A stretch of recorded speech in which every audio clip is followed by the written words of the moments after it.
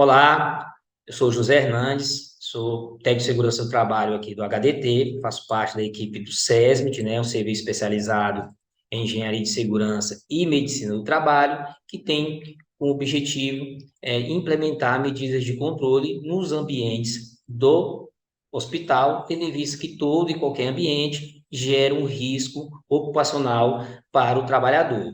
Esse será o nosso objetivo aqui nesse treinamento, informar os senhores quais os riscos que possivelmente vocês encontrarão nos postos de trabalho, nos ambientes de trabalho e principalmente quais as medidas de controle. Em se tratando de risco ocupacional, o risco ele tem uma complexidade muito grande, né? Ele atinge tanto a saúde do trabalhador como a sua integridade física, né? A saúde no que diz respeito a algum tipo de doença, possivelmente ocupacional, que esse trabalhador venha a desencadear no exercício da sua atividade, e também a sua integridade física, que pode ser sofrer algum tipo de dano em decorrência de algum acidente de trabalho, como, por exemplo, uma perfuração, né, com um pérfuro cortante, ou uma queimadura, ou outro tipo de acidente que possivelmente algum trabalhador, dependendo da sua atividade que ele executa aqui dentro, ele pode sofrer. Então, o risco ocupacional, ele pode causar diversos danos, tanto na saúde do trabalhador, como na sua integridade física. E como ele tem essa complexidade, ele atinge também a questão patrimonial, dependendo do perigo e do risco existente nesse processo de trabalho. Por exemplo, um incêndio, né, que pode ocorrer nas instalações do hospital. Ele pode também causar um dano ao estabelecimento, à sua estrutura física, e aí ele já sai desse âmbito, né, do profissional, atingindo também a questão patrimonial. Eu trouxe nesse slide alguns riscos que existem aqui no hospital, que é importante que os senhores tenham conhecimento. Tem a classificação que trouxe apenas 3 classificações, de risco físico, químico e biológico. O risco físico tem o tipo radiação ionizante, ruído e calor. A radiação ionizante está especificamente em um setor do hospital, que seria na imaginologia.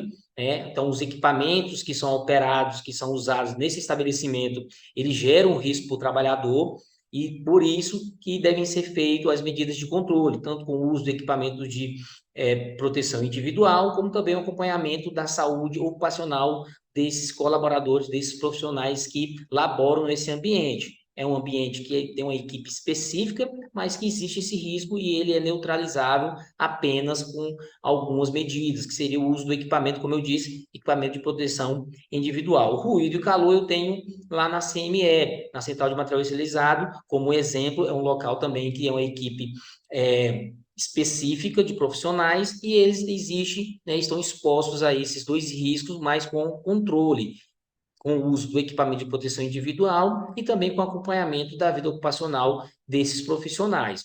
Em se tratando de risco químico, nós temos também a manipulação de produtos, de substâncias químicas que são feitos no estabelecimento.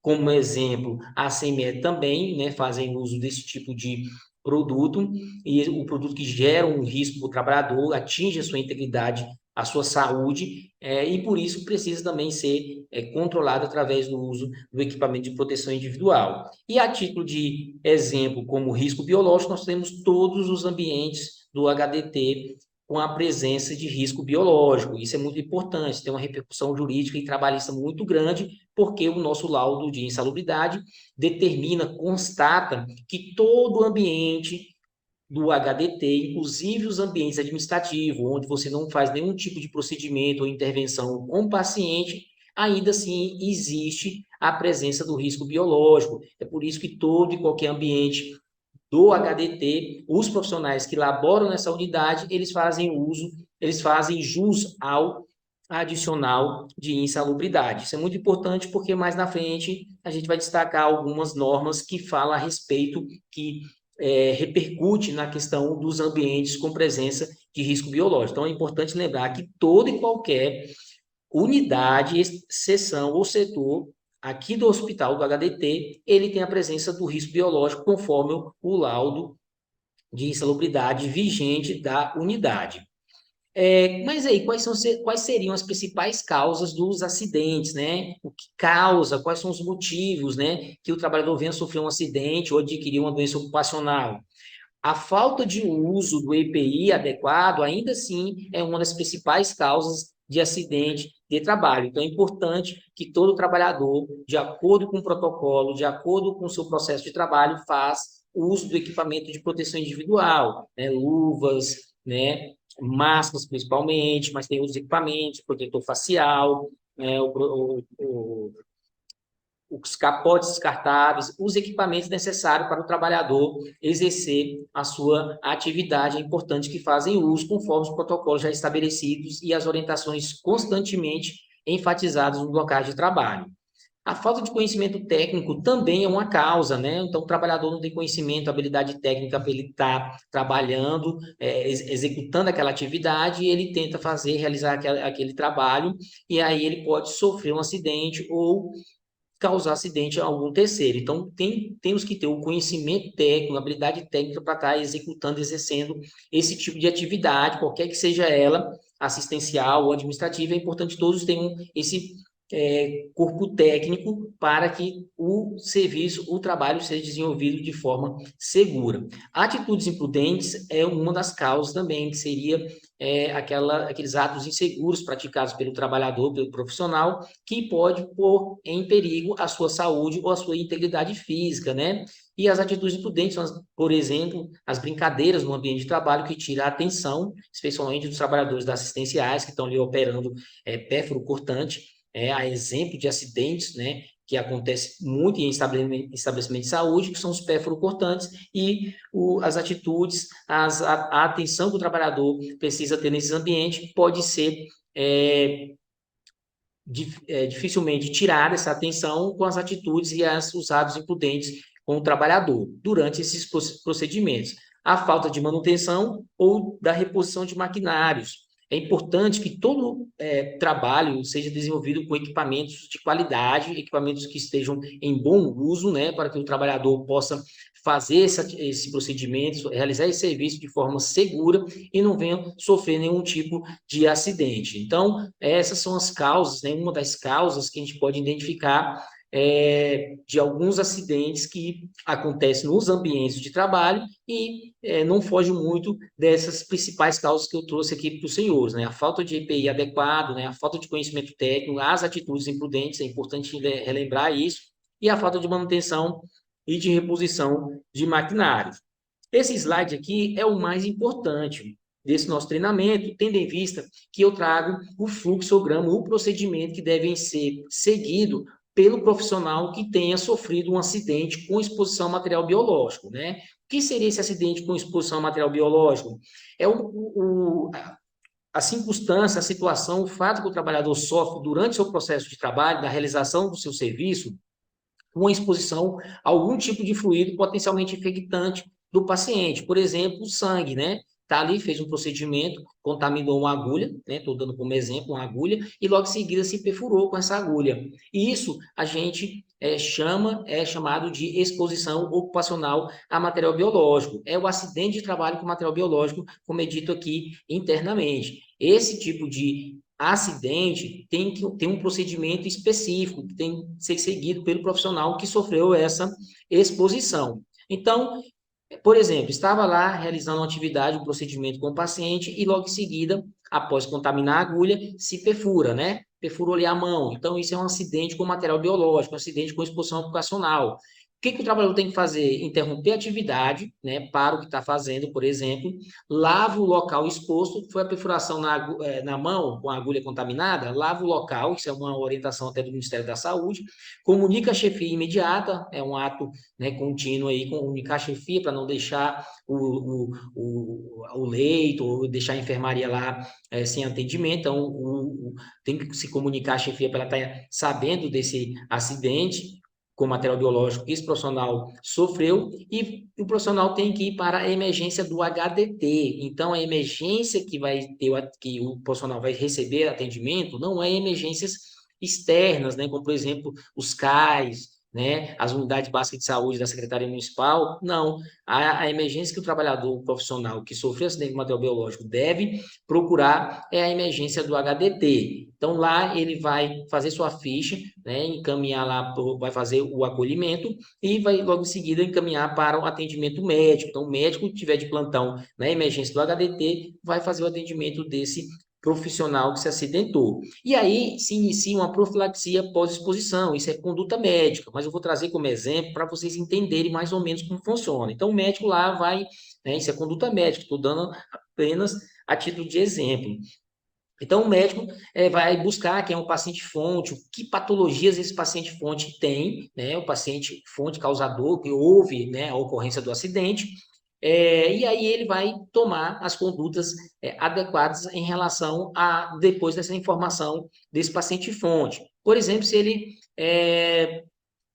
precisa que esse trabalhador, esse profissional que se acidentou, faça os testes rápido. Ele vai prescrever e o trabalhador, o profissional, vai até o laboratório da unidade, do próprio HDT, e faz os testes, coleta o sangue, faz os testes, as análises, tudo de forma interna no laboratório da própria unidade. Se o médico lá da emergência entende que esse trabalhador, esse profissional que sofreu acidente, né, com material biológico, tem que iniciar com a medicação, ele vai prescrever essa medicação, vai receituar essa medicação, entregar para o trabalhador e ele vai retirar essa medicação e fazer uso dela conforme a orientação do médico, vai retirar essa medicação na farmácia ambulatorial, que também fica dentro da unidade. Então, não precisa o trabalhador sair da unidade e adquirir, né, essa medicação que foi, né, passada pelo médico em qualquer outra unidade, e sim aqui dentro do próprio estabelecimento, tá? E se o médico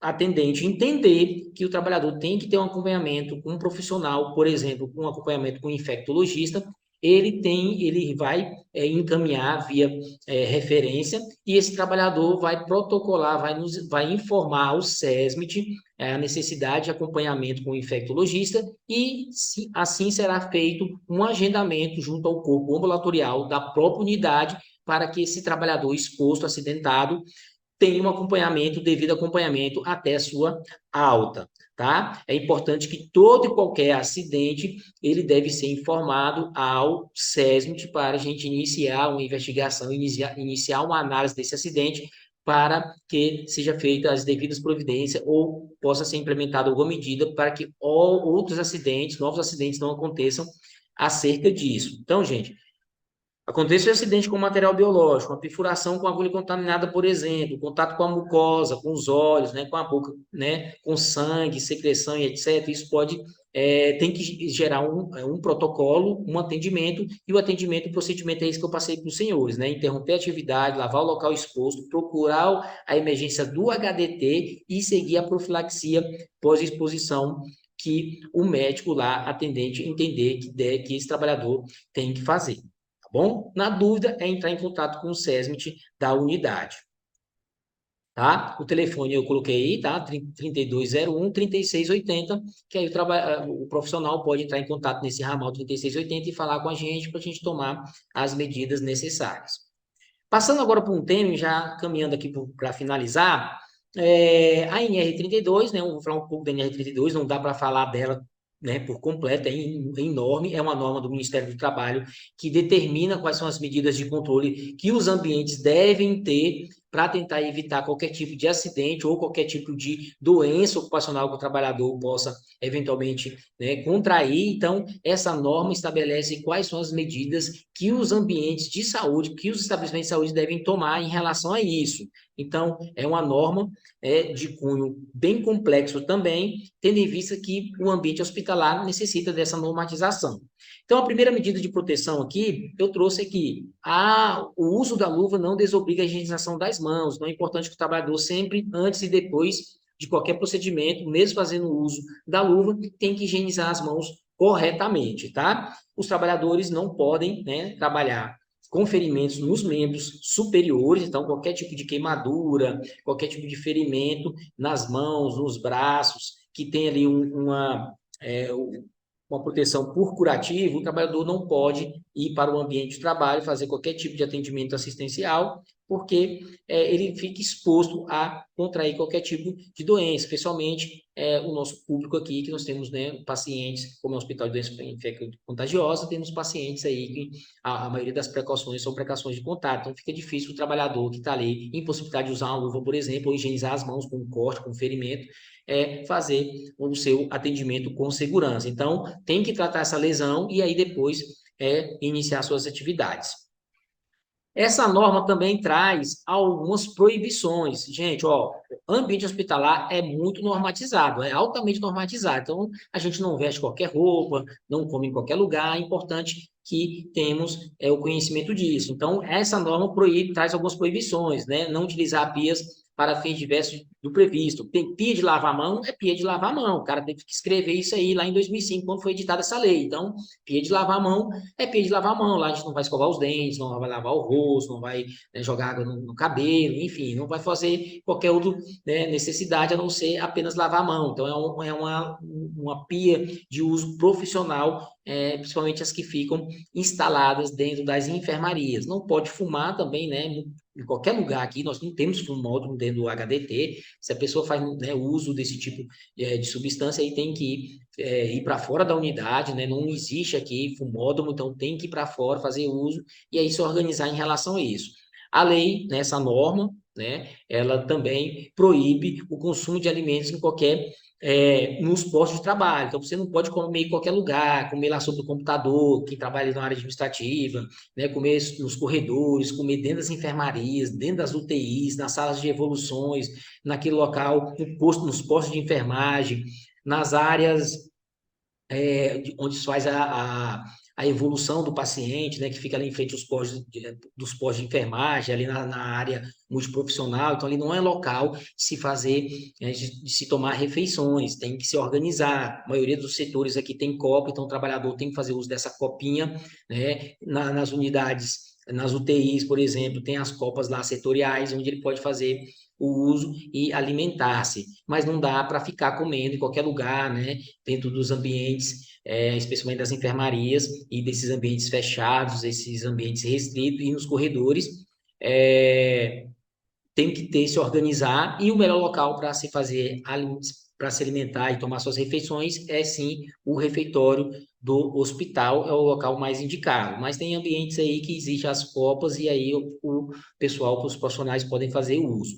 Também não se pode guardar alimentos em qualquer lugar, é importante que se organize também, né? Tem a maioria dos setores aqui também existe os frigobares, né? Então a pessoa pode fazer uso desse frigobar, trazer sua lancheira e usar esse frigobar para acondicionar esse alimento de forma segura e adequada. Essa norma proíbe também, né, o uso de calçado aberto, então o calçado tem que ser totalmente fechado, né, fechar as laterais do pé, o dorso do pé, o calcanhar, as pontas dos dedos do pé, o dorso, o peito do pé também tem que estar fechado, né, para quem é trabalhador aqui, tem vínculo empregatício com o HDT, a gente fornece o calçado, mas aqueles que prestam serviço têm que vir com calçado da empresa ou um calçado apropriado, que seria um calçado fechado. A gente fornece aqui o próprio equipamento de proteção individual, que é um calçado mais específico, mas a orientação da norma é que vem um calçado fechado. Então, independente do setor onde for trabalhar, em todo, como eu disse aqui, em todo e qualquer ambiente insalubre, o trabalhador tem que atender essa norma, que seria o uso total do calçado fechado, né? Proíbe também essa norma o uso de adornos, né? Colares, brincos, anéis, especialmente os anéis, né? Alianças, porque o trabalhador usa as mãos muito, então ele tem que ter esse cuidado em relação ao uso de anéis. Então, todo e qualquer tipo de adorno exposto é vetado aqui no hospital, especialmente no pessoal da assistencial. Mas não quer dizer que os administrativos não têm que usar, podem usar, não é isso. Todo e qualquer ambiente aqui é proibido o uso desses adornos. Proibido o reencape de agulha. A norma teve que prescrever, teve que redigir isso aí, teve que alertar o trabalhador que é proibido o reencape de agulha. O reencape de agulha é aquele, né,